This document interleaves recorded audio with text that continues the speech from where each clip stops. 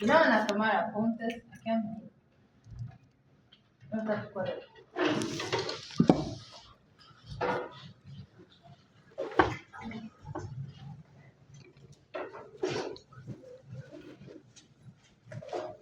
Tres géneros bacterianos, ¿ya? Entonces van a concentrarse, son diferentes, no comparten nada más que ser microorganismos emergentes, ¿sí? Son completamente diferentes. Yersinia pestis es un bacilo gram negativo que ha sido descrito por Yersin y por Kitasato, ¿sí? De Yersin es que lleva el nombre. Ya, se conoce a la peste desde hace mucho tiempo, ¿sí?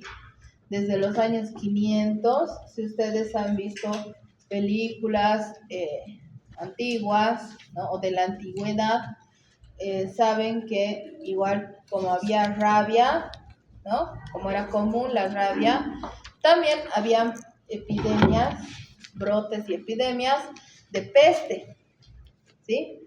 Dado en la historia se ven los médicos de la peste. ¿Quién se acuerda cómo son los médicos de la peste?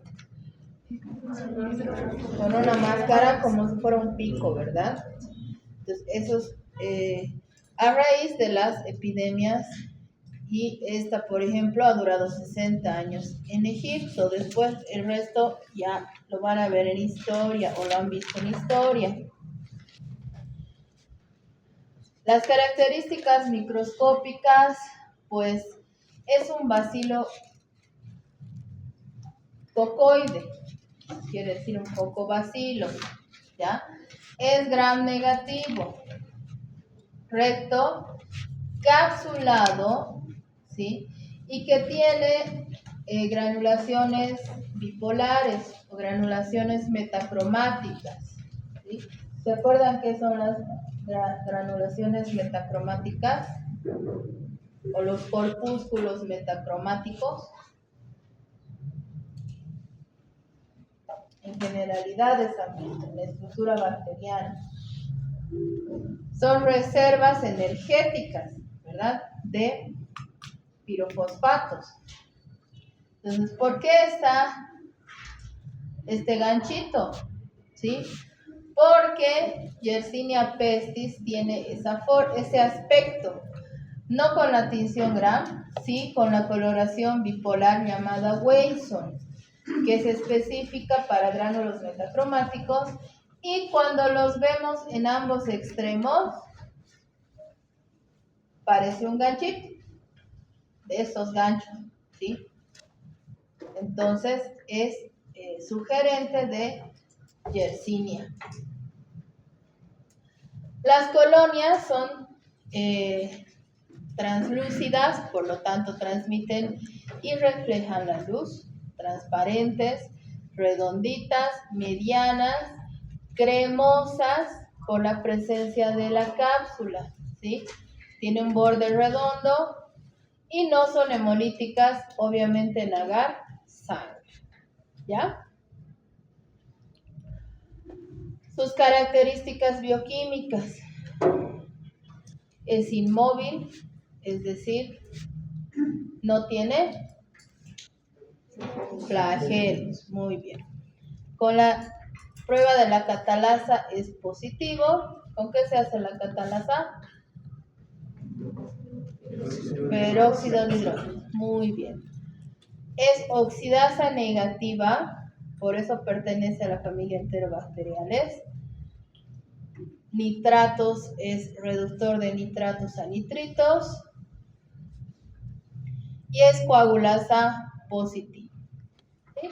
Estas son las pruebas bioquímicas más importantes o de inicio, las que se hacen para confirmar género y luego especie. ¿Ya?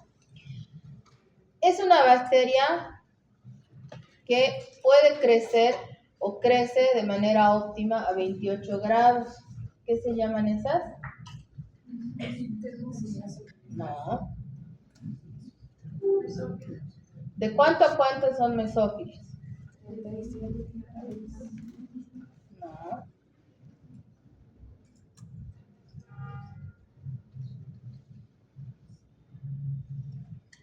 ¿Cómo es? Hay psicrófilas, mesófilas y termófilas, ¿verdad? Fíjense que hay 10 grados de diferencia entre una estufa normal, en la que va a crecer lento, pero sí voy a poder visualizar la cápsula, evidenciar la cápsula en la colonia, por el aspecto de la colonia, pero de manera óptima 28 grados. Esto la vuelve casi psicrófila, ¿sí? Entonces tengo que bajar la temperatura o voy a incubarla a 25 hasta 28 grados, ¿sí? Es anaerobio facultativo, puede crecer en agar nutritivo, en agar desoxicolato y en agar McConkey, ¿sí? Fíjense que no se mueve ni a 25 ni a 37. A diferencia de las otras especies, pseudotuberculosis y Yersinia enterocolítica, que a 25 sí se mueven, a 37 no se mueve, ninguno, ¿ya? Las tres son oxidasa negativo y la ureasa, la prueba de ureasa nos sirve para diferenciarla, que es negativa, y las otras dos son positivas. Indol todas son negativas, esto es variable, ¿no? Entonces fíjense que todas las pruebas dan lo mismo género, ¿sí?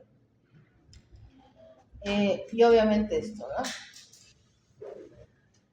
Y las pruebas que son específicas de especie pestis es motilidad a cualquiera de estas dos temperaturas y ureasa negativas, ¿sí? Los antígenos que posee esta bacteria son el antígeno D, también llamado toxina murina, la fracción I, y de acuerdo a esto tenemos 20 serotipos diferentes, ¿ya? Y obviamente al ser un gram negativo tiene el antígeno O. Los factores de virulencia de esta bacteria, tenemos el antígeno B y W, que están en la cápsula, por lo tanto son antifagocitados, ¿no? El antígeno FI es el que va a producir necrosis local y es el que nos va a dar el aspecto necrótico de los ganglios linfáticos. Por eso se llamaba peste negra, ¿ya? La toxina murina es solo mala o activa en especies de roedores. También tiene una endotoxina, que es la que está en el lipopolisacárido de la pared.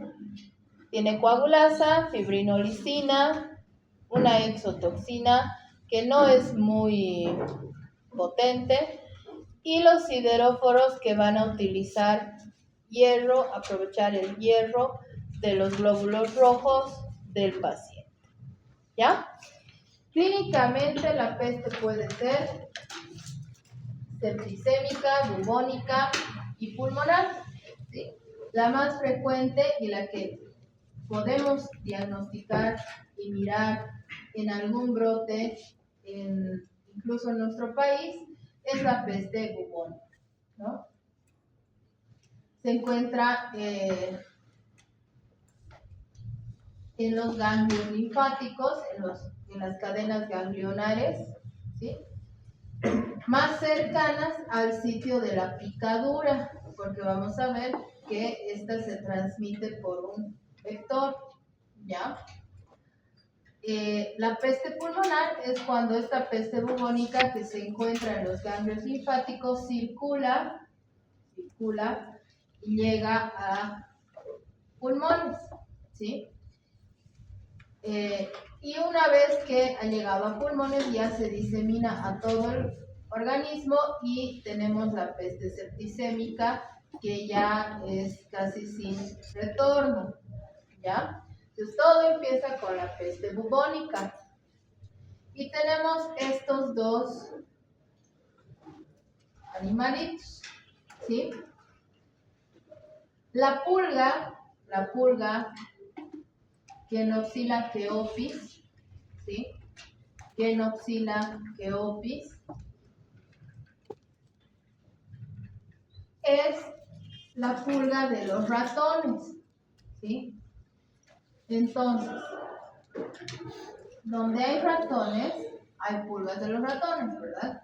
Y si estamos cerca de estas, de las ratas y de los ratones, su pulga nos puede picar, ¿sí? El ratoncito se constituye en el reservorio, ¿sí? La bacteria está en el ratón. La pulga se alimenta de la sangre del ratón y por lo tanto tiene la bacteria en su circulación y en su saliva. Entonces, cuando se alimenta de una persona, cuando, pica para extraer sangre, ¿verdad? Entonces ahí es que transmite la bacteria, ¿ya?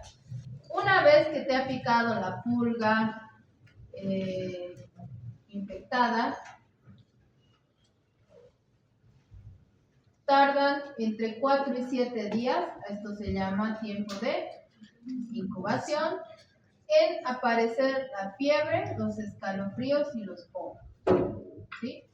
Tras un examen físico vamos a encontrar bubones. Los bubones son los ganglios linfáticos infartados, aumentados de tamaño, ¿sí? La piel caliente, pueden haber úlceras, esas úlceras supuran, ¿sí? Y esa úlcera está en el lugar de la picada, ¿ya? Puede evolucionar hacia trastornos neurológicos. El paciente va a tener una marcha así como que se hubiera tomado, no sé, 5 shots de tequila. Así, esa marcha, ¿sí? De ebrio. Mareado. Dolor en los ganglios, obviamente en los ganglios más cercanos al sitio de la picadura. Después, pues, se van a llenar los pulmones de líquido, después entra en coma y después fallece por falla multiorgánica, ¿ya? La fase pulmonar o la peste pulmonar aparece cuando la bacteria llega al torrente sanguíneo, se manifiesta por un espasmo o una restricción, una componente restrictivo, o sea, no se puede insuflar los pulmones, ¿sí? ¿Por qué? Porque la neumonía está a múltiples focos. Si recuerdan, el neumococo da una neumonía lobar, basal, ¿sí? La Klebsiella lobar, apical. En cambio, la peste tiene varios focos de condensación, varios focos bronconeumónicos. Esto va a condicionar, obviamente, a una dificultad respiratoria. Pueden abrirse esos focos pulmonares o neumónicos a la vía aérea y va a dar una expectoración mucopurulenta o color rosada, ¿sí? Después llega al edema pulmonar, es decir, se llenan de líquido los pulmones y finalmente a la muerte, ¿no? Entonces, puede tener una lesión previa, así cerca de los ganglios inguinales, femorales, ¿no? Se complica, hay un desequilibrio entre anticoagulante y procoagulante, eso se llama coagulación intravascular diseminada. puede llegar a sistema nervioso central, producir meningitis y producir gangrena seca en las extremidades, ¿sí? Como están viendo acá. Necrosis distal en extremidades por la sepsis, ¿no? Los métodos de diagnóstico: si la bacteria está en la sangre, la buscamos en la sangre, ¿verdad? Se hacen hemocultivos, se hace aspirado de punción, aspiración de los bubones, ¿sí? Del pus que hay en los bubones, líquido cefalorraquídeo por punción lumbar, muestra directamente de los ganglios linfáticos y también de tejido pulmonar. Si hay exudado faríngeo, también. Y de todo esto, pues, para ver la morfología, los corpúsculos metacromáticos, tenemos que hacer la tinción de Wasson, ¿sí? También se puede hacer fluorescencia directa con colorantes fluorescentes, microscopio de fluorescencia. Y la serología nos va a encontrar la fracción del antígeno, la fracción 1 del antígeno F1, ¿ya? Generalmente por ELISA. Si bien se hace antibiograma de acuerdo a normas internacionales, se trata con streptomicina o tetraciclinas o gentamicinas, ya que este es al ser un gram negativo, obviamente es resistente natural a las penicinas, ¿sí?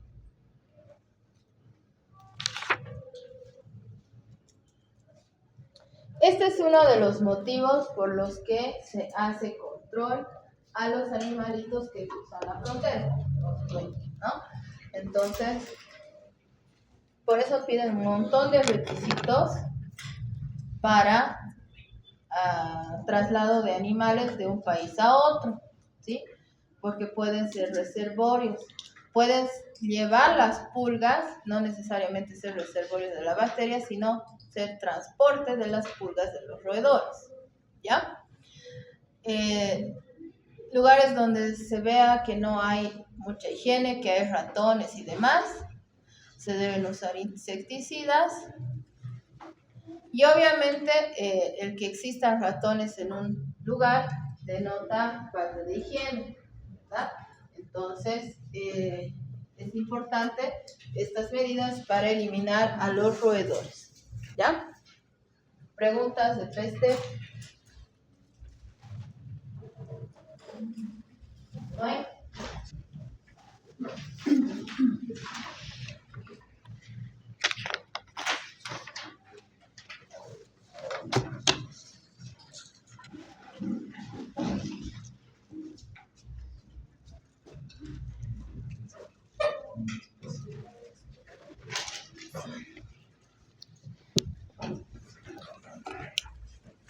Correr un poquito porque nos han quitado el tiempo ya. Bien. ¿Qué espiroqueta han visto hasta ahora? Treponema, ¿no? Entonces hay, si ustedes recuerdan la clasificación, hay cocos, bacilos y espiroquetas. Las espiroquetas son treponema, leptospira y borrelia, ¿sí? Entonces, ¿cuál es la característica? La forma helicoidal, ¿sí? Treponema tenía ondulaciones simétricas, muy bien, ¿no? Simétricas. Leptospira tiene, Borrelia tiene ondulaciones asimétricas, para que se acuerden, ¿ya? Y leptospira no tiene ondulaciones, tiene angulaciones, ¿ya? Como el borde del serrucho, ¿ya?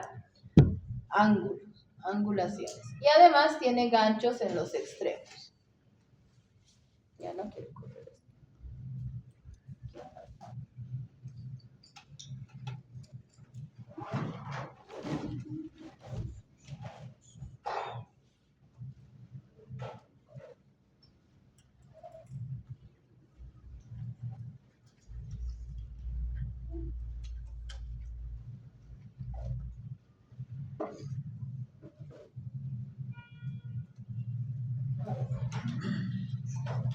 Bien.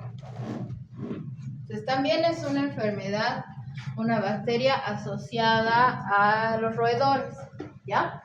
Pero de otra forma. Tenemos dos especies de importancia clínica en humanos, Leptospira interrogans y Leptospira biflex. Fíjense, tiene ángulos, ¿no? Aserrados y unos como ganchos o incurvaciones en los extremos, ¿ya? Entonces, de estos, fíjense que hay 218 serotipos de Leptospira interrogans y de estos 218, 22 son patógenos para los humanos, ¿ya? Pertenece a la familia, al orden Spiroquetales, familia Leptospiraceae y género Leptospira, ¿ya? Entonces van a tener su extremo engancho, ya lo hemos dicho. Mide 0,1 micrómetros de ancho por 20 de largo, ¿ya? ¿Eso qué quiere decir? Que es muy difícil colorearlas. Son muy delgaditas, como los treponemas. Tienen dos flagelos periplásmicos, por lo tanto son mótiles, son aerobios obligados, ¿sí? Crecen a una temperatura ideal de 28 a 30 grados, ¿sí? Necesitan un medio de cultivo que tenga vitaminas del complejo B, ¿sí? Son oxidasa y catalasa positivos. ¿Ya?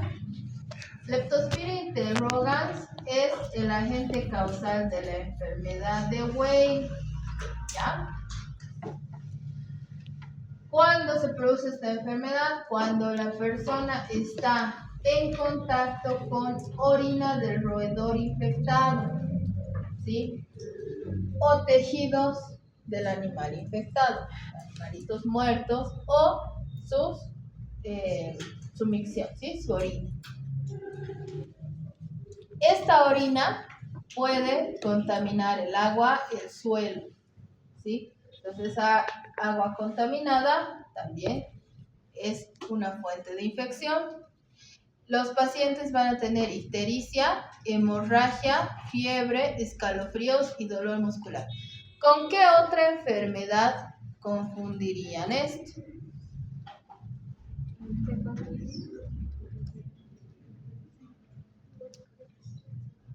Puede ser hepatitis, otra,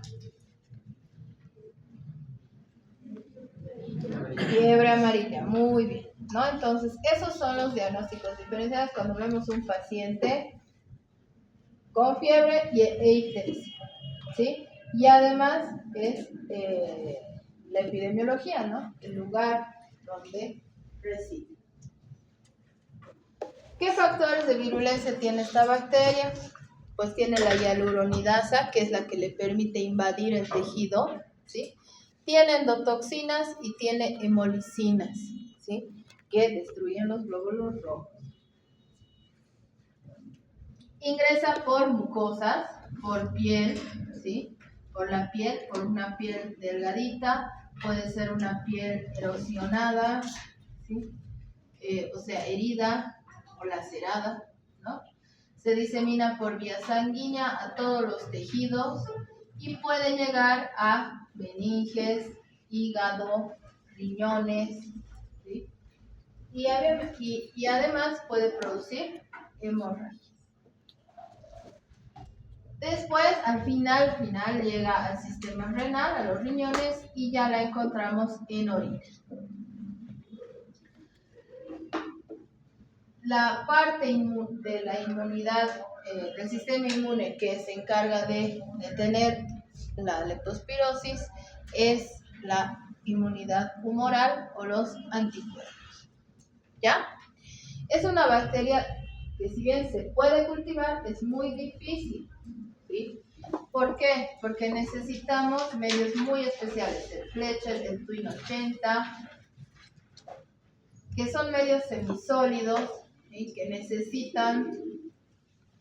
Que son muy caros, no son fáciles de conseguir, ¿sí? Son de crecimiento muy lento, fíjense, 6 a 16 horas es el tiempo de generación. ¿Qué es tiempo de generación? El tiempo que tarda una bacteria en dividirse en dos, ¿sí? Para que comparen, la Escherichia coli se divide en 7 minutos, ¿sí?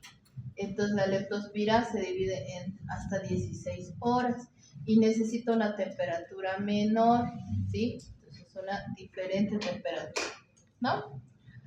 Pueden sobrevivir en agua alcalina,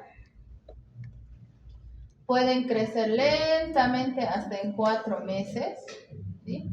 Y cuando es positivo, cuando tiene una alta carga bacteriana, tarda 2 semanas en dar positivo, ¿sí? En ver colonias, ¿ya?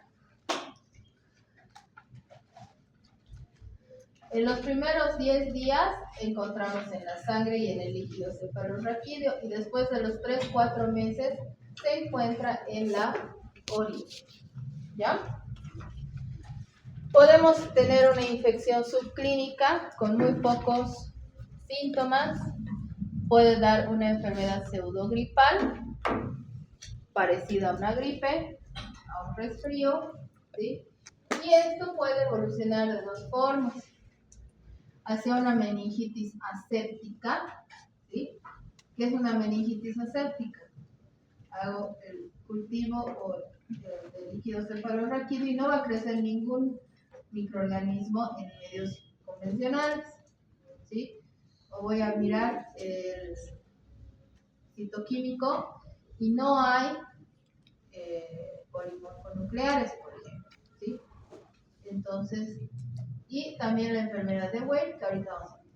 La enfermedad grave va a evolucionar a colapso circulatorio, a una trombocitopenia, a una falla del sistema de la coagulación, las cascadas de la coagulación, una hemorragia, disfunción hepática que va de la mano, falla renal y muerte, ¿no? Es una enfermedad zoonótica, ya que se transmite por la orina de los roedores. Puede encontrarse en todas partes, ¿sí? En cualquier lugar, pero generalmente donde hay roedores y generalmente en área rural, ¿ya? Pueden ser reservorios los roedores o pueden ser accidentalmente también los perros y los humanos, cuando da infección subclínica. Cuando hablamos de los roedores, la vía de eliminación es la orina y se transmite por agua contaminada, agua estancada, tierra húmeda, manipulación de los tejidos infectados y también cuando estamos en contacto con roedores cuando hay un brote, ¿sí? El personal de salud va al campo a cazar los roedores, ¿no? Si no tiene cuidado, se puede infectar, ¿ya? ¿Cómo se infecta el hombre? El humano, contacto directo con orina o con órganos de los animales infectados, o también el agua y el suelo que están contaminados, ¿no? Esta leptospirosis no se va a transmitir de persona a persona, ingresa por mucosas conjuntival o nasofaringea, por lesiones en la piel, abrasiones, heridas, etc. Está generalmente en regiones tropicales y subtropicales, donde se darán cuenta que hay muchos roedores, ¿no? Donde hay las condiciones, ¿no? Cuando aparece en la zona urbana y también en la zona rural, es de notificación obligatoria, ¿sí? Inmediata y obligatoria. Un caso sospechoso de leptospirosis es de notificación obligatoria e inmediata, ¿ya? La bacteria, la leptospira, va a estar en los túbulos renales, ¿sí? Puede morir con el calor, con la luz y los detergentes, por eso es importante el aseo de la vivienda. Sobrevive al pH alcalino, puede crecer entre 10 y 40 grados, ¿sí? Es aerobio estricto y sobrevive en el agua, ¿no? Esto ya hemos visto. Sí, ya hemos hecho eso.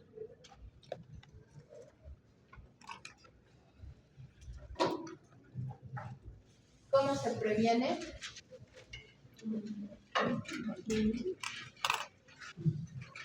Igual, ¿no? Evitando el contacto con ¿qué?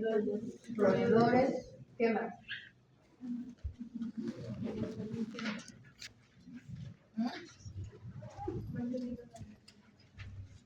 Higiene de la casa, muy bien. ¿Qué más?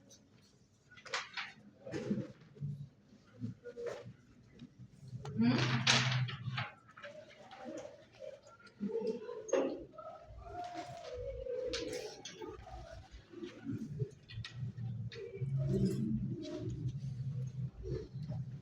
Ya. Se puede tratar con penicilina o con doxiciclina, ¿ya? Con penicilina o con doxiciclina.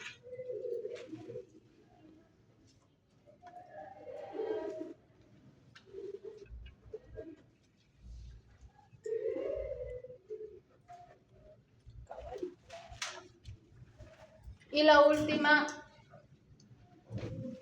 borre, ¿no? También son espiroquetas de 10 a 30 micrómetros de largo, tienen sus flagelos axiales y tienen ondulaciones irregulares, o sea, asimétricas. Una chiquita, una grande, una pequeña, mediana, ¿ya? También tienen nutrición exógena, son portadores de plásmidos, tienen la proteína OMP y tienen lipoproteínas que le dan la variabilidad antigénica. Tenemos dos especies de importancia, la recurrentis y la burgdorferi, ¿ya? La Borrelia recurrentis produce fiebre recurrente, ¿ya?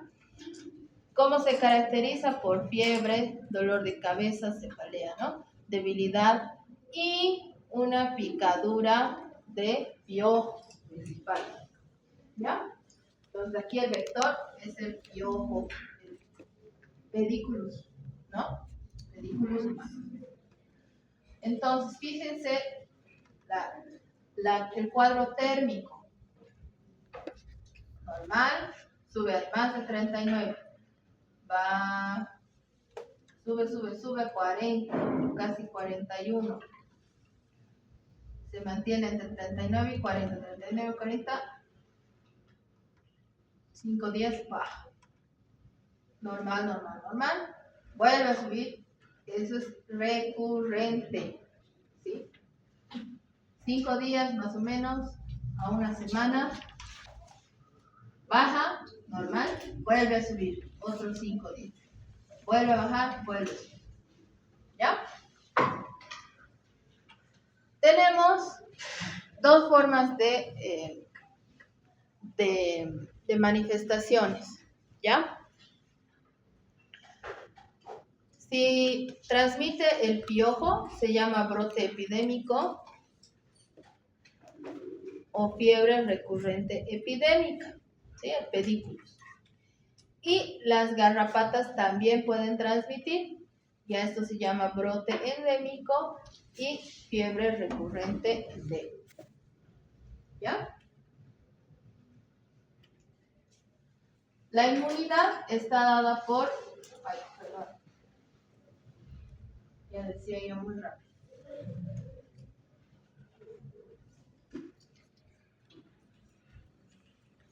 ¿Qué pasa con los piojos? Los pedículos humanos son los que transmiten la Borrelia recurrentis. Después que se infectan, pueden estar infectados hasta 2 meses, ¿sí? Entonces se alimentan de sangre y ahí van inoculando la bacteria. Estas no van a transmitir a sus descendencias, o sea, los piojos que nazcan, los de las liendres nuevas, no van a ser infectantes, ¿ya? ¿Cómo es que adquieren a la bacteria? Pues picando, alimentándose de una persona infectada, ¿verdad? Cuando hay un rascado,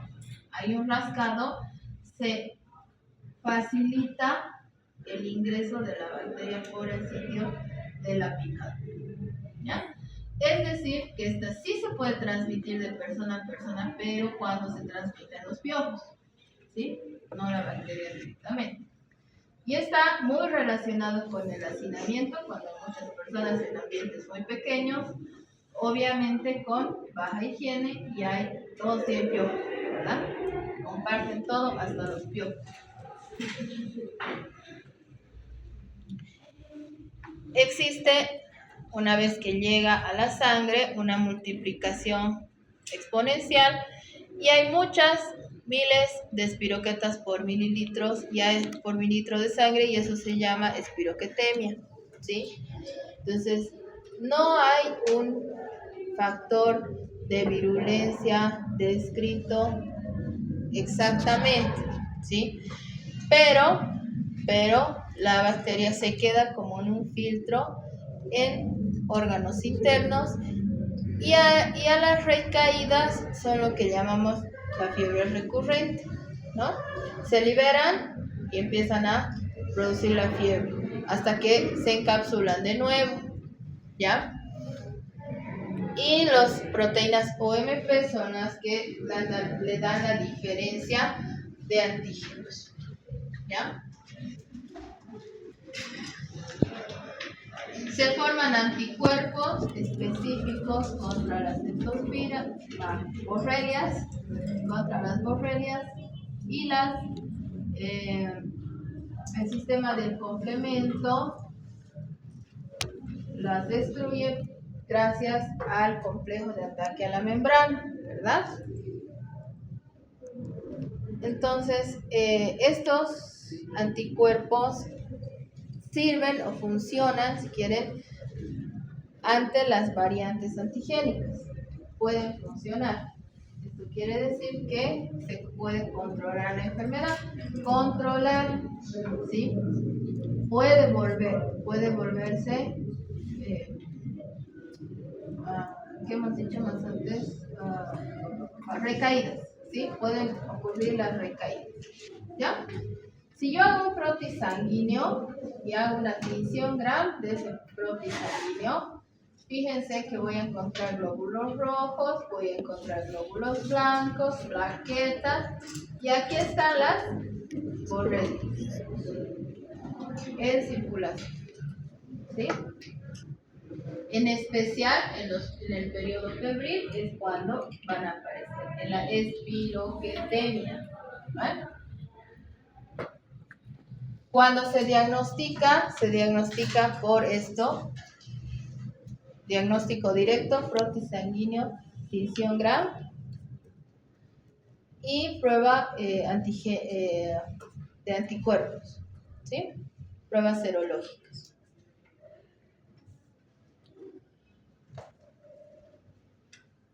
Se trata con doxiciclina principalmente, eritromicina y ceftriaxona.